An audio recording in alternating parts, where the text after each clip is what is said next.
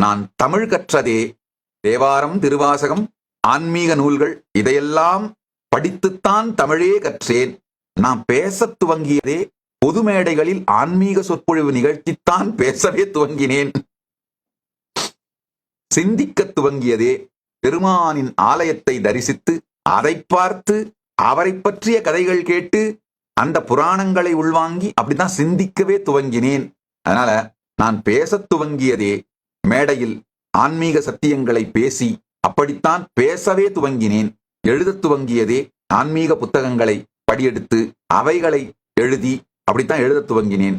நடக்கத் துவங்கியதே அண்ணாமலையார் ஆலயத்தை வலம் வருவதும் கிரிவலம் வருவதும் தான். அப்படித்தான் நடக்கவே துவங்கினேன். அதனால வேதநெறி தழைத்தோங்க மிகுசைவத் துறை விளங்க பூத பரம்பரை பொலியவே என் வாழ்க்கையில் எல்லா செயல்களையும் செய்ய துவங்கியதனால் வேற ஒரு வாழ்க்கை அப்படிங்கிற ஆப்ஷனே என் மனதில் இதுவரைக்கும் வந்ததும் கிடையாது. அதை பற்றி சிந்தித்ததும் கிடையாது. ஆப்ஷனே கிடையாது. அதான் உண்மை. இதுதான் ஆன்மீக வாழ்க்கை தான் வாழ்க்கை.